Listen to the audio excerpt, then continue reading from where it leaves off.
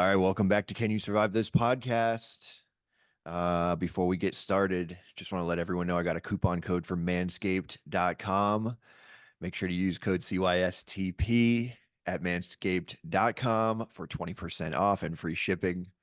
Uh, now that I got that out of the way, my guest today is a good friend of mine, police officer Rich Reynolds. What's up, my friend? Hey, what's going on, man? How you doing? I'm good, man. Well, welcome to the podcast. Thanks for coming on. I appreciate you having me. Yeah, so yeah, before we jumped on, we were talking about psychology a little bit and how clients believe you. They're more likely to buy in. I see the degrees you have in the background. So nice choice on background, my friend. Thanks, man.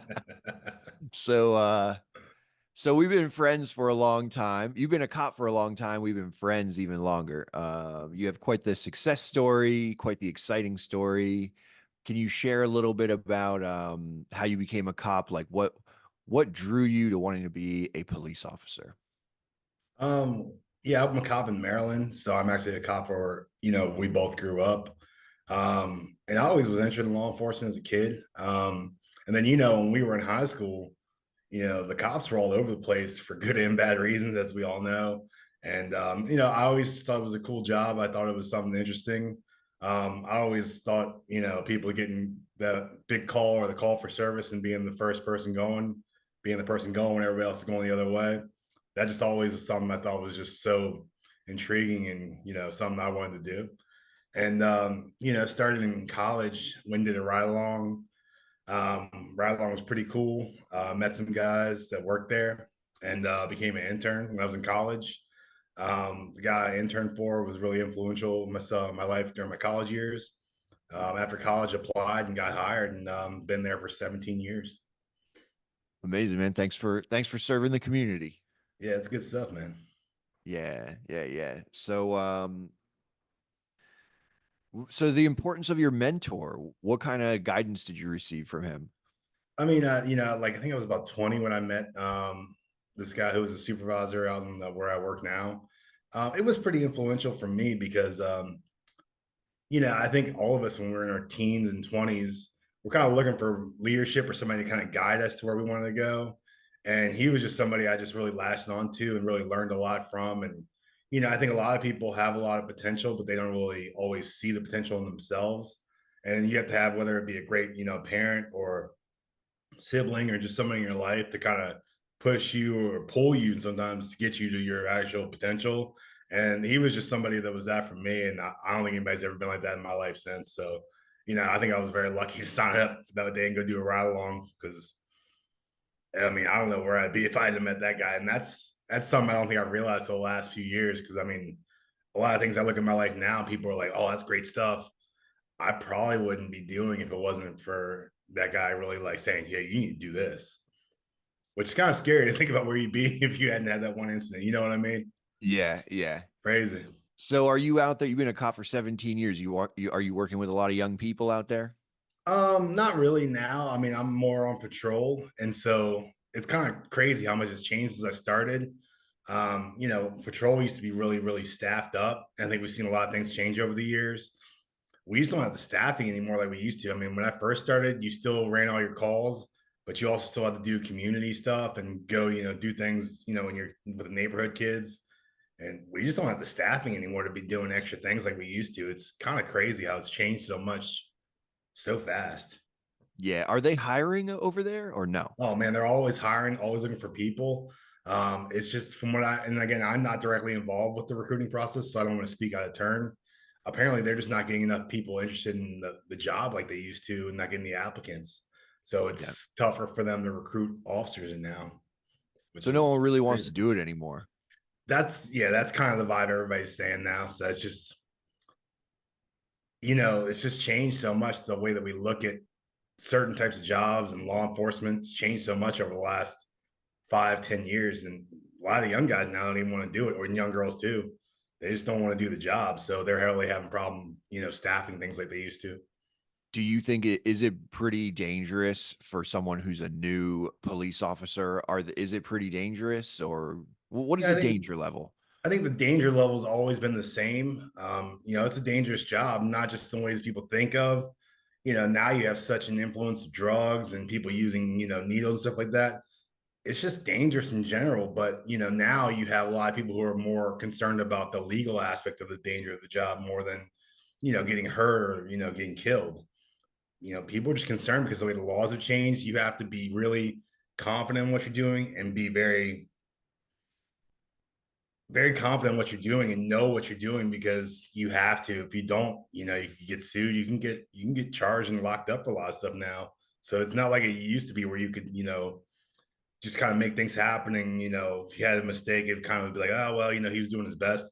You really have to know what you're doing now if you're doing anything. So people are very intimidated by that. I think that's one of the things that's hurting the recruiting process. Are you wearing a body cam these days? I've had a body cam since 2015. Yeah, yeah. Yeah.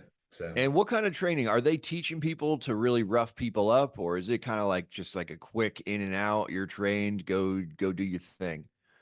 Again, I'm not really a instructor for our training academy, so I don't really want to speak out of turn because I don't know the exact terminologies of it inside and out.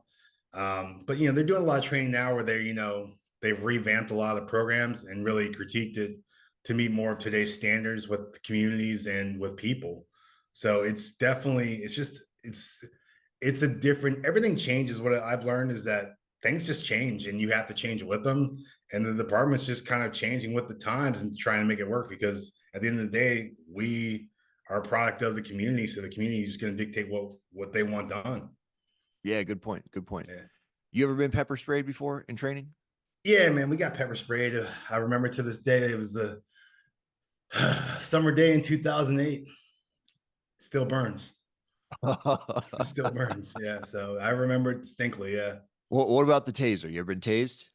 Yeah. And then we had to get tased. You have to get tased in order to get the taser, and you have to get pepper sprayed to even graduate the academy and get issued all your equipment.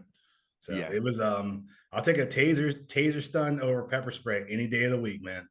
Really? Yeah. Really? Now I had a buddy on, he was a SWAT team negotiator, Mhm. and he actually reported the opposite. He said take the pepper spray, absolutely decline to get tased if you have the option. I mean, everybody's different and it's what works for them. But I had a super bad experience with it, man. I still remember it because I guess you had to get sprayed in the face and then kept pouring water down our face to try and, I guess clear out our eyes and everything. And it just ran down their body. And then so if it's going down your body, it's got to end at one point. And it was just an awful next couple of days. My whole body was on fire. No, I'll gladly take a taser and be done. So have you ever deployed the taser or the pepper spray? You ever had to mace someone or No, tag I've them? never pepper Taser? sprayed anybody. I don't think, yeah, I think I've used a taser once and it was probably what, maybe 14 or 15 years ago. I mean, I've never really, yeah, Nice. yeah. Nice. So that's the cop you want to be around is Big Rich. Yeah, I mean, I don't know if I'd go down that road because I mean, there's cops that are way better than me, a lot of them. But I mean, I just, you know, plus it's also everything's different. Everybody's situation is different. If I just look at things differently because I mean, me, I'm bigger than most people.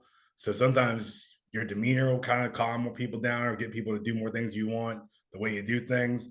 But if you're a lot smaller than me, people are going to test you more and you might, and they might even be bigger than you. So you can't always say that. Everybody's situation is different. Some people are just great talkers. They don't have to use force. So, it's just every situation is different. So that's what I was going to ask. You mentioned that some cops are much better than you, and so I was curious. What does that mean? They're better talkers. They're more like they can kind of charm the situation without it escalating. What would you say makes a cop better than you, or what makes a cop really great at his job? Well, I mean, I guess I shouldn't say better, but everybody's got things that they're really good at. I mean, you have guys that can run for days and catch anybody. You have guys who can talk anybody out of anything. You have girls that could talk people out of anything too. I mean, you could have two guys could be, yelling at each other, this and that, this and that. A female aspect can come in the situation and it could be another guy. The suspect could be a guy and she could change the entire demeanor of that dude because it's a female there now. You know what I mean? So everybody's got different Mhm. things that they're good at. Some people are really good at, doing criminal enforcement. Some people are really good at investigations. Some people are really good at investigations involving children. That's very tough to do. People are doing sexual assaults. There's a lot of things that this job intertwines that people don't think about. And, you might not be a really good patrol officer or a really good criminal enforcement officer, but hey, you're really good at dealing with kids that have been sexually abused, which is something that I don't think many people can really even stomach. So you can't really say whether people are good or bad because every aspect of this job is so different. It's crazy. Yeah. Is there, so you're out there in Maryland. Is there any common issue that you've been running into that surprises you? Like what are you seeing out there a lot? Drugs. Yeah, I Really? think and man, when we were, 18 years old, I mean, it was what, 20 years ago at this point, it was different. Like everybody was, smoking weed and stuff like that. But I mean, the amount of people on drugs now, it's just so surprising and how young they are. Man, we had a stolen vehicle arrest last week. It was a kid and a teenage kid. He was addicted to fentanyl. I mean, it's just a different world out there now, man. I honestly, it's just very surprising to me how bad things are and certain aspects of it. But, I mean, there's a lot of great things still. So I can't say it's like this awful situation because there's still a lot of great things about the area and the community I really enjoy. Oh yeah. Let's talk about some of the great things. What are some things you love about the community? Oh, I mean, I work where I grew up, so I mean, I just like the area. I like going places and seeing people like, we went to high school with or something like that. Seeing people. I was at a call last night for somebody who's an assault call for somebody who assaulted loss prevention, and I was standing there, and the lady walked out, and I remember from a kid, she's working at the Safeway around the corner from the house. You remember the Safeway? Yeah, Yeah, yeah. she used to work there, so I remember from a kid, and every Thursday we'd go there. My mom would go after work and we'd all go and got groceries for the next 2 weeks. And it was the same lady that was there every time. She's like 70 years old walking out. And I'm staring at her. I'm like, hey, did you so and so? Because I didn't remember her, but I knew her from somewhere. Yeah, she was the lady that we was at the grocery store every week when we went. Just stuff like that is what I really like. But I live where I work, which is sometimes a temperamental thing. You're keeping the community together. Yeah, that's good stuff. I like that. Yeah. I like that too, man. I appreciate you. Thanks for keeping the community together while I'm away. Hey man, you ready to come on back? Come on now. I know, right? So, what do you think has caused this? There's so much like heavy, by heavy, I mean like hard drugs. They're not just smoking weed anymore. They're addicted to fentanyl. And well, what do you think is causing that? What is the shift in society? Why are people turning to these substances? I mean, and again, I'm not a narcotics officer and I'm not a psychiatrist or a psychological expert. I don't know, man. It's like we just, as a society, there's been a shift and it's kind of hard to explain. And I mean, I think a lot of it has to do with this pandemic, but I think it started before the pandemic, but it's just gotten kind of, elaborated. I think people have too much free time now. And I don't know. I mean, I guess it's going to sound crazy, but I think social media is kind of just destroying people's brains. It's my honest opinion. Yeah, I believe that. Yeah, so it was just like I said, the world's constantly evolving, and society, law enforcement, government, we just have to evolve with it. And I think we're in an evolutionary stage, and then hopefully it kind of flattens out soon. But I don't know. So you like to travel. Um, you were out here. I'm out here in LA, as you know. Mhm. I think, were you leaving? Was it the last time you were out here and you were leaving LA that you had an incident on an airplane? Was that the same trip? Yeah, that was 2002 Super Bowl weekend, 2002. Yeah, 2022. My fault. 22. Okay. So we're Yeah, post pandemic. We're 2022. Was that the time when you were out here in LA and I saw you? yeah. We went to the Kings game. We met up. Yeah, Yeah, we saw the Caps play. yeah. Yeah, I can't remember. Did we win that game? I don't remember. I don't feel like we did. Yeah, Yeah, because we would typical, have remembered that. typical Caps. But so we had a good time though. It was fun. And so you have a good time out here in LA. You hop on an airplane, you're heading back to Maryland, and what goes down? Yeah, so it was a direct flight from LA to DC. I'm sitting in the flight, and everybody thinks this is funny, but I'm watching Yellowstone on my flight. We're just hanging out, just ate breakfast on the flight. It was good. And I just see this guy standing by the front pilot's door in the front of the plane, and it's like he's talking to the stewardess, both of them, and they're just talking and talking for probably about 20 plus minutes. And so I'm just watching my show, and then I still see him up there, and I thought they maybe knew each other because they were just going back and forth. And then there was like an incident where you could tell like this guy went up there to meet them, another guy. And to me, he looked like a cop or a military guy. So I'm like, all right, so why is this guy up there? So I took off my headphones and started watching it in detail. And then I just started seeing something. I knew something was about to happen. I was getting ready to get up and this guy yells. So I just jumped up and kind of went towards the front of the plane. Okay, and what was he doing up there? He was yelling at the stewardesses, or what was it? What was happening? I couldn't see anything as I started walking up to the front of the plane. I heard, he just screamed, and I couldn't see anything, and it was weird because the guy who I knew was either a cop or a military guy was standing up there, and then the two flight attendants were there, and I couldn't see him. So I started walking up, and it's like I was telling you before, I'm a lot bigger than pretty much everybody, so everybody just kind of moved out of the way. And nobody said anything to me. So I went up and kind of looked around. There's a stewardess, a flight attendant prep area on the right. So I just kind of pied it and looked in, and I see this guy just standing there. The guy that was standing up in the front, he had a bottle in his, I think it was, I want to say it was in his right hand, and he had his hand on the door, the exit door for the side of the plane on his left hand. It was literally slamming on it, trying to get it open. So you're up And in the air. You're 30,000 feet, and he's trying to open the exit. yeah, man, it was crazy. It was crazy. And I was just like, in that situation, nobody ever preps for that situation. So you never like, this is what I'm gonna do. Any situation goes down the plane, this is what we're going. And everybody says they do, but whoever thinks that's gonna be a situation you're in, you're standing right there. Cause in theory, if that door ever got popped open, the pressure that would have just immediately hit that cabin, we're all going out the door and into the sky at 30,000 feet and dying. You're getting Everybody. pulled out of the plane if that Right. happens. Yeah, so nobody really So thinks about that. Yeah. so you're in your seat, backing up a little bit. You see him up there. He's up there for like 20 minutes. At first, you're thinking he's friends with the stewardesses, but then it seems a little weird. You see Mhm. another guy join the conversation who you surmise that he appears to be military or law enforcement. Yeah, I mean, I think anybody military or police, even fire, you can just tell by people's demeanor, like they're part of that association. For me, it was a white guy with arm tattoos and bald head and looking engaged, like in a very authoritative manner. I was like, this guy's either cop or military. It's another. So I mean, you have to kind of you pick up on those things because those are the people you spend most of your time around. And he's not the guy who had his hand on the door. He's a different Now, guy who's saying what's going on over here. this guy was probably my size, in height, a little bit smaller, but he was a big guy and he was Hispanic. And he was just towering over everybody compared to everybody else's size. And, I just walked up there and he was there. He has arm on, he's yanking on the door. And Oh he wait, actually had so the guy pulling on the door was a big guy. yeah, he was I remember him being about my height. Yeah. And then okay, so you're in your seat and you're sensing that there's danger. And is this just because he's up there for too long? You notice he's up there for that long, and you're like, something's wrong here. Yeah, I mean, let's be honest. During the pandemic, we were flying a lot of places, so people don't stand at the front of the plane talking to the flight attendants for 20 minutes. It just doesn't happen.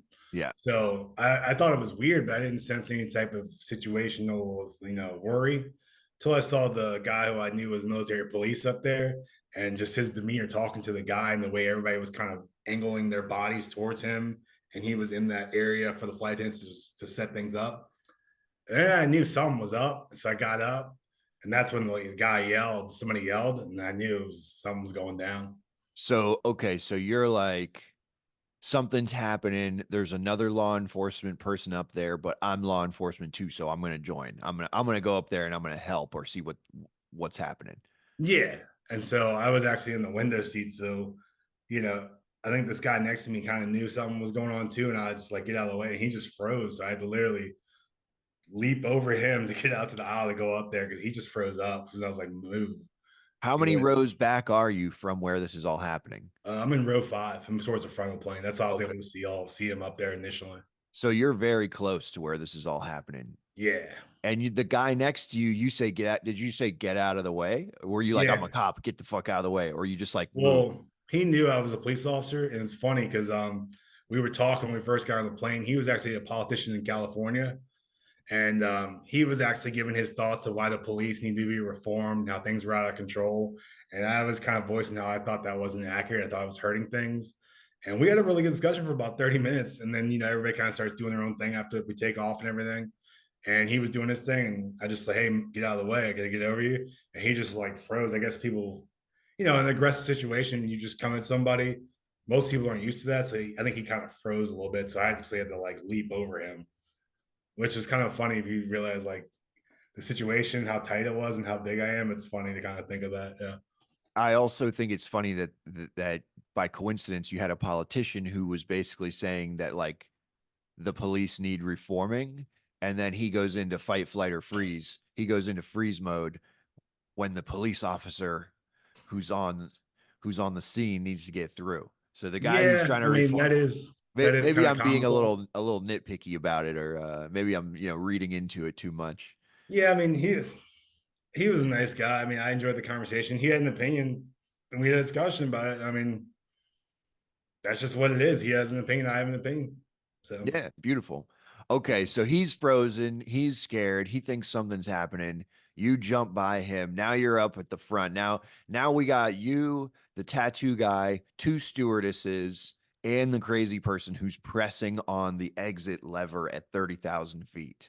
yeah. So what happens next? Do you say something? Does the tattoo guy say something? Or do the stewardesses say something? The crazy guy's screaming. Well, what happens next now that you're up there at the front?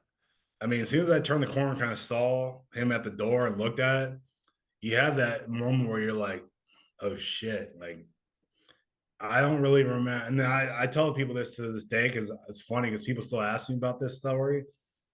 I remember looking in the corner, turning and seeing him at the there with the bottle in his hand and his hand on the door handle to go out. And I don't remember anything other than having that oh shit moment. And then I don't remember anything.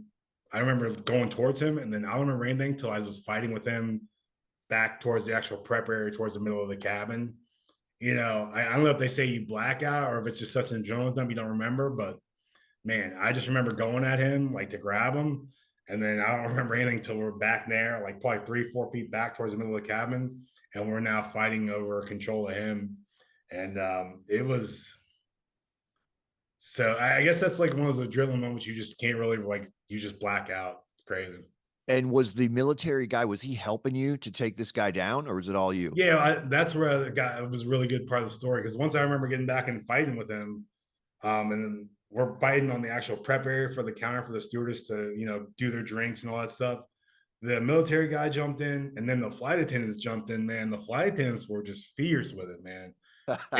They were using their equipment and everything like that. I mean, Oh, they were probably pissed. They were probably like, "You don't come on this plane and fuck around. Now we're gonna hit you with the champagne bottle." you know what? It was like that. So, we're trying to control the guy.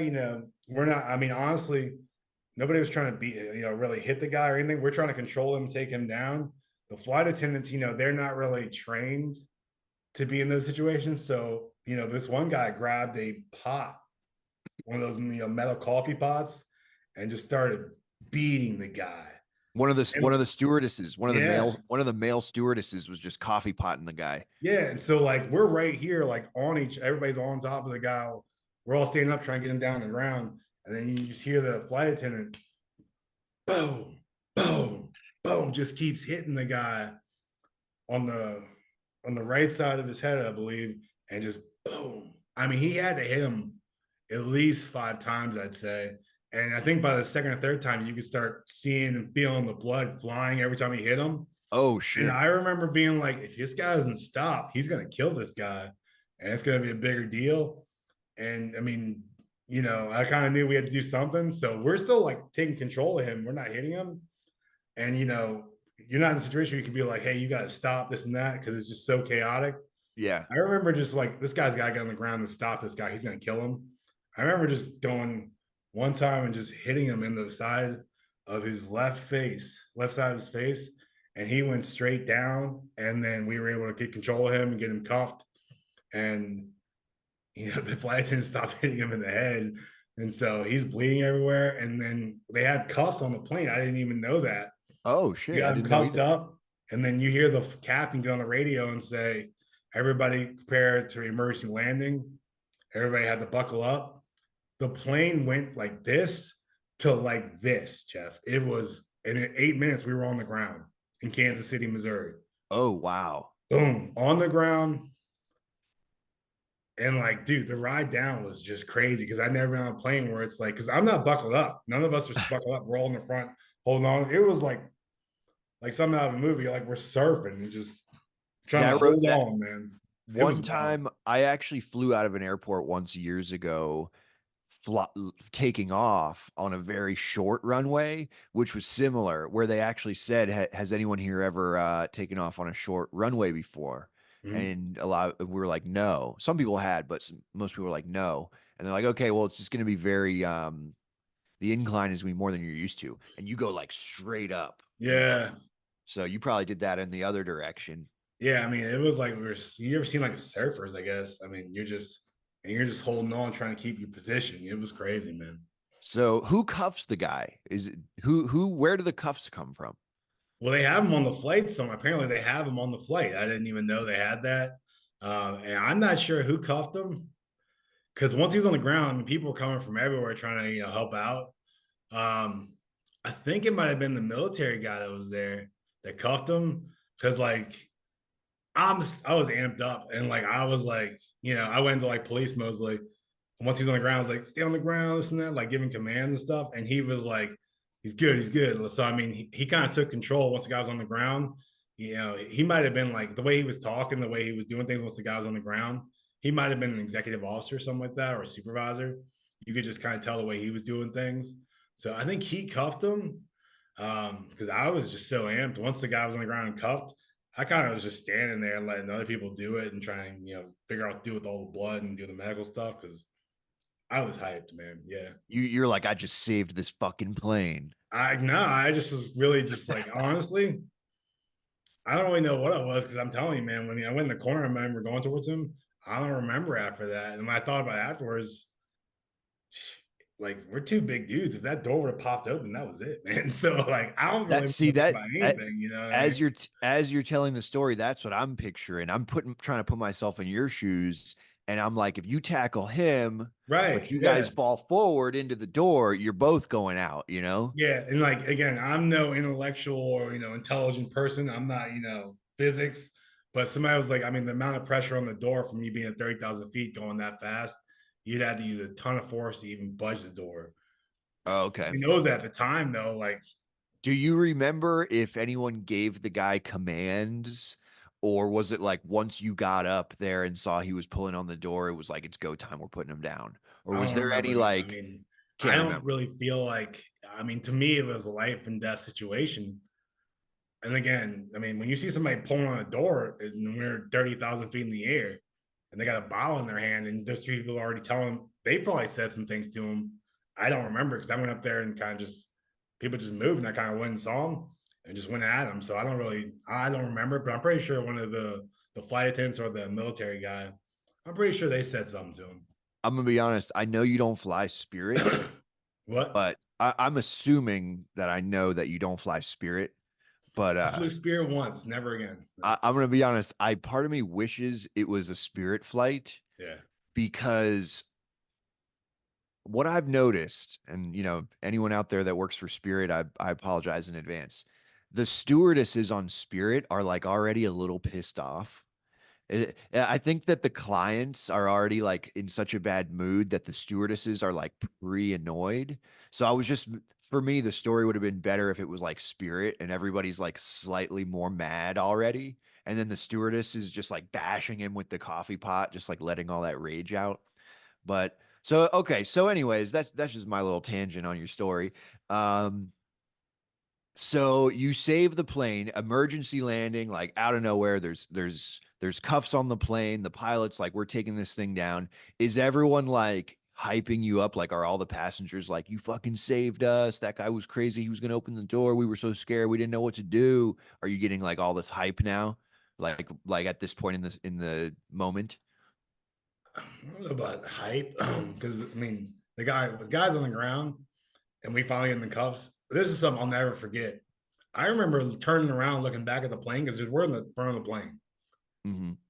and I'd never seen so many cell phones out pointed directly at me. You see the three dots of the iPhone camera, just constant. I mean, everybody had their phone out, and I mean, nobody really understood what happened until people got on the ground.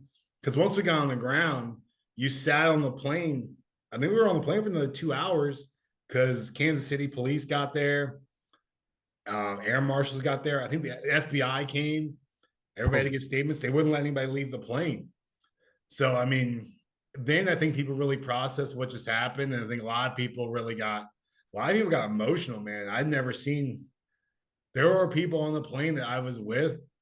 I had never seen act anything other than confident and like very like always very tip top. There were people on the plane that were basic celebrities. I had never seen them act vulnerable or very like scared or anything.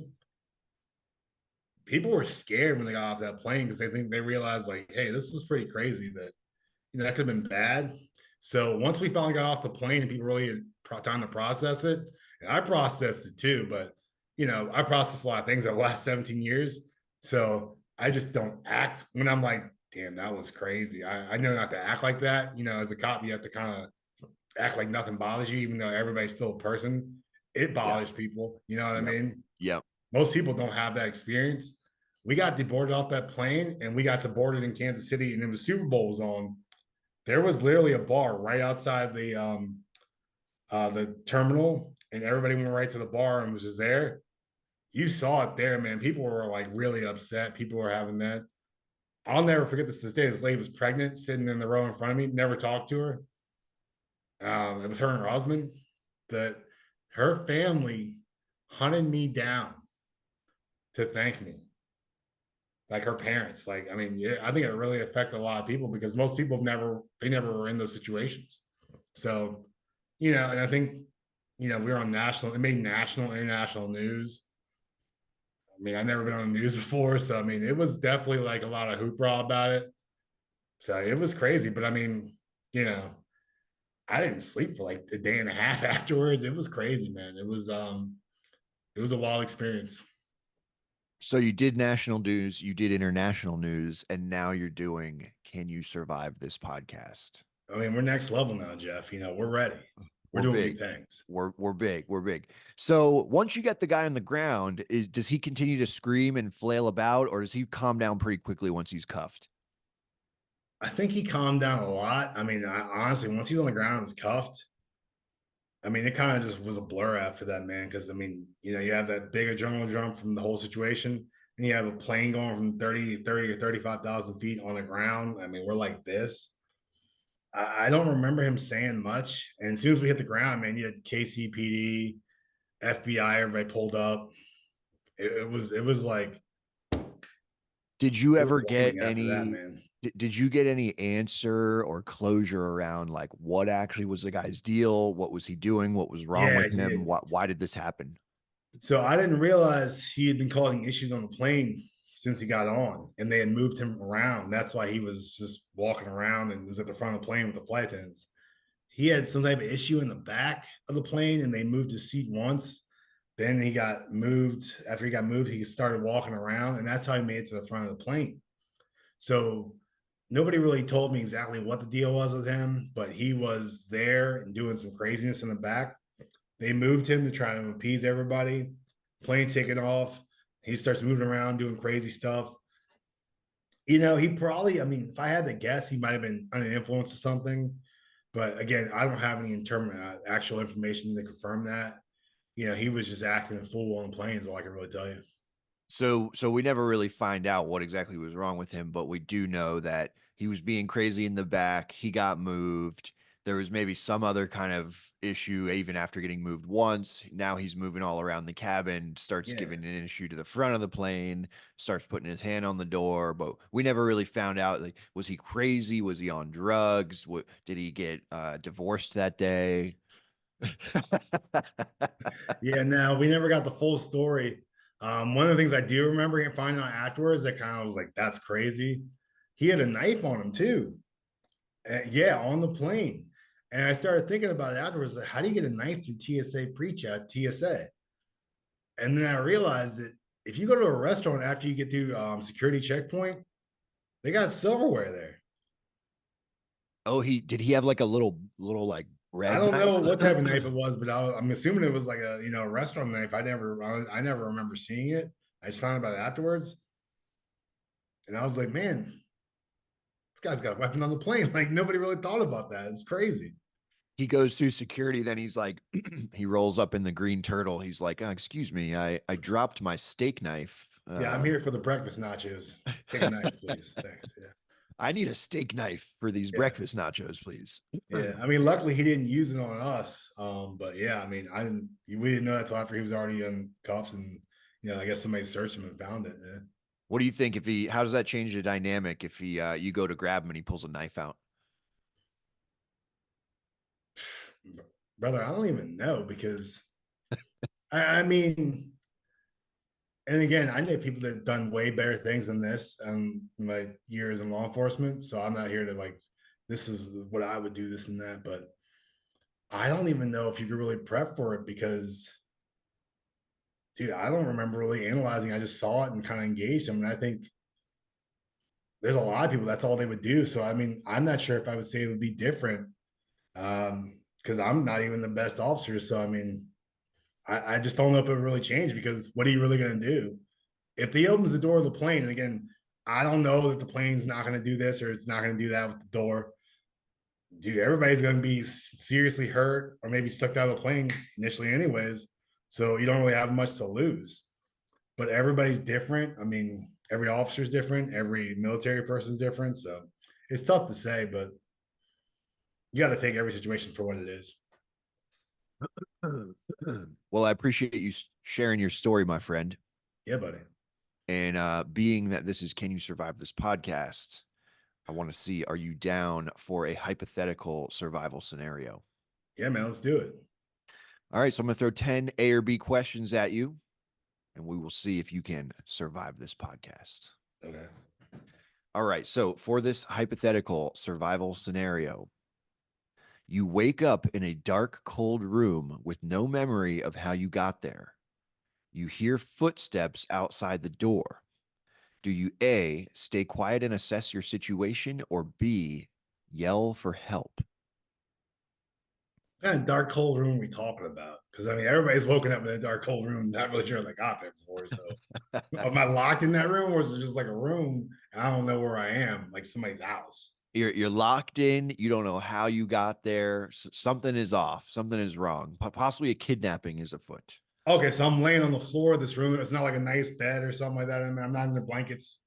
Okay, that's It's not different. Okay, nice. okay. It's kidnapping level. Oh, okay. Yeah. Um,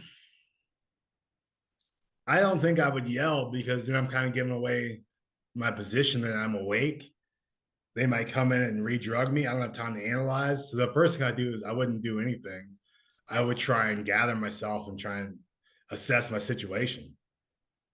You got it. You nailed it. Yeah. A, you stay quiet. You assess your situation. Perfect. You got the first one right. Oh, did I? Yeah, keeping it moving. The Yeah. person in the house leaves without noticing you're awake. You have a chance to look around and see if there's anything you can use to help you escape. Do you A, look for a weapon, or B, search for a way out? Well, how do I know they're the only person in the house? Like I'm not hearing any other footsteps or noises, so I'm just assuming that there's that one person. You're just assuming that, but you don't know. Yeah. I think you have to kind of, and it's pitch black, so you can't even see what's in the room. Maybe there's a little bit, you got to Okay, so feel you could around. see it. You could look and see what you could do. But this is just for me because, I might be able to actually, if there's some furniture there, break something and make a weapon, but some people might not. So you have to look at that situation. I would look at the door frame and see if it's an inward facing or outward facing. If it's outward facing, maybe I could kick the door and kick the door loose and make my way out. If I was able to make a weapon before and then do that, then I could be going out and be able to maybe counterattack if somebody comes and engages me. Um, what I would do is really analyze the room and see what the situation is. If I can make a weapon of something first, and then I would analyze the door because I'm assuming there's going to be no windows. Analyzing the door if it's inward or outward facing. If I'd have the ability to kick it or force it open and try and get my way out. Okay, but you're looking for a weapon first. Yeah, probably. Okay, yeah. A, you look for a weapon first, and correct, you find a long, sharp piece of glass that you can use as a weapon, but you're not sure what to do next. So, do you A, wait for the kidnapper to return and confront them, or B, keep the weapon with you and search for a way out?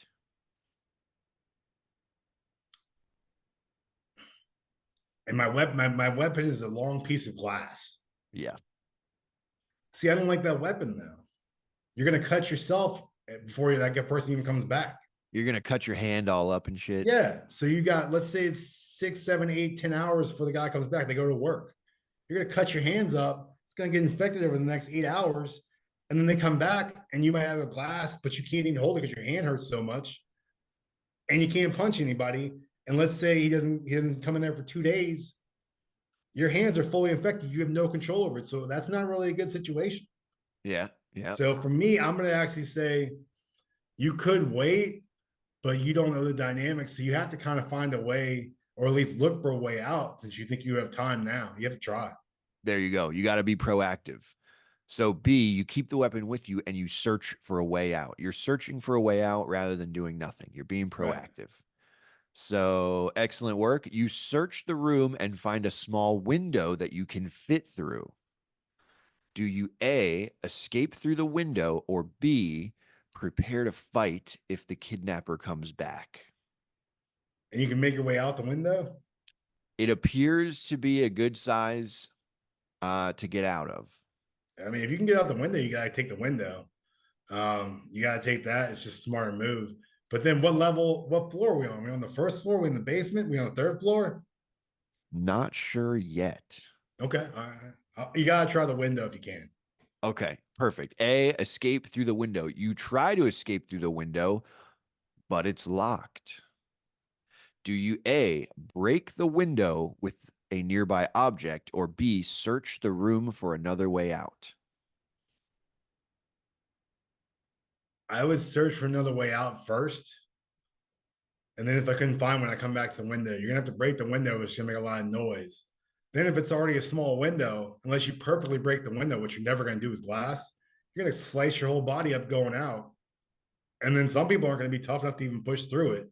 They're gonna cut them whole selves up and then still pull back and go back in the room. So now you have a bigger issue. Now you pissed the person off and your whole body's infected because you have a big cut that you're not treating. Boom. Yeah, you piss the person off, you're all cut up, and you broke his window. Yeah. And your hand's already cut up and infected because you've been holding this big piece of glass for 10 hours. Now you're totally incompetent and able to do anything to defend yourself. You're But done. so for this scenario, you don't find another way out, and so you go with A, and you do try to break the window Okay. because you want to get out of there. Mhm. So you break the window, but it sets off an alarm, and the Okay. kidnapper returns before you can escape. So do you A, now the kidnapper's back. Do you A, fight back, or B, try to reason with the kidnapper? Now it's an alarm, like a residential alarm, where it's like notifying people an alarm goes off, or is it internal where they get it on their phone? The second one. All right, that's different. If it was a normal one where like people are just a siren going off, I'd say that's best for you because now you just yell out the crack of the window and hopefully somebody hears you, the cops come or something. They're probably not coming back. If it's on there, once and do you know the alarms went off or is it just the kidnapper's been notified? You're pretty sure it's gone off, and the kidnapper's back now. You got to start yelling and try to make some noise. And hopefully somebody notices you. It's your only option. Okay, okay. Well, now he comes in and he starts trying to fight you. because he's pissed, just Mhm. as you said would happen. Right. So he tries to fight you, you try to fight him back, but he begins to overpower you. So do you A, keep fighting, or B, save your energy and try to reason with the kidnapper? And you got a big piece of glass? Yep. I mean, if you're getting overpowered and you got the glass, you got to go for a kill shot. Got to get him once around the neck. You have to. I mean, if you're getting overpowered, they're never going to let you get loose again. You're probably going to get cuffed up or chained up the next time. You got one shot. You better take it. All right. So hypothetically, of course, but yeah, you got to take your one shot. So A, correct. You keep fighting. You keep fighting, and the kidnapper finally retreats, and you have a chance to escape. Okay. Do you A, keep beating the kidnapper, or B, escape while you can? When you say retreated, well, what does that mean? Because if they're retreating, why would I still be beating on them? Yeah, exactly. That Yeah, you got to go for your exit and try and get out of there. exactly. B is correct. You escape while you can. So you run, you exit the house, you run into a dead end, and you're cornered by the kidnapper. So you escape, but then the chase switches. Now he starts chasing you. You're at Okay. a dead end. You're cornered. You've cut him pretty good, and you notice he's leaking a lot of blood. Do Right. you A, keep the fight going, increase his heart rate and his loss of blood, or B, try to reason with him, waiting for him to bleed out? If he's bleeding pretty good, his blood pressure is probably fluctuating. He's probably losing a lot of blood. If you're saying, I probably would try and keep him at a distance and try and let that take a little more effect before I engage him. The longer that goes, the less powerful he's going to be, and it puts you in better spots. So you don't want to really engage them. Hopefully, the adrenaline's wearing off and they just start losing more blood and they become weaker. And then when you have a chance, then you want to engage them. The longer you can wait off, the better, I think. Okay, yeah. So you want to keep a little space and try to like diffuse it and let him wear out since he's Yeah, bleeding pretty if you bad. can, yeah, I would. Fantastic, my friend. He bleeds so much that he becomes worn out, and you are able to survive the kidnapping and this podcast. Congratulations. Made it, baby. Yeah, man. Thanks so much for coming on. Thanks for playing the game. Thanks for sharing your airplane story. Yeah, As we wrap it up, is there anything else you want to share with the world? What do the youth of the world need to know from Officer Reynolds?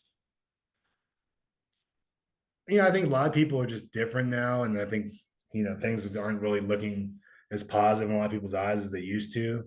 I think a lot of kids, especially, they kind of feel like they are in situations that things aren't going to improve for them. But I think we have to start teaching the youth in general that hey, just because your situation is what it is now, your situation 20 years from now could be totally different. It's kind of up to you to really dictate that and not waste it. I see a lot of kids now; they're just wasting their time in their lives, if you think about it, with just thinking that that's just the way that things are going to be and it's always going to be that way.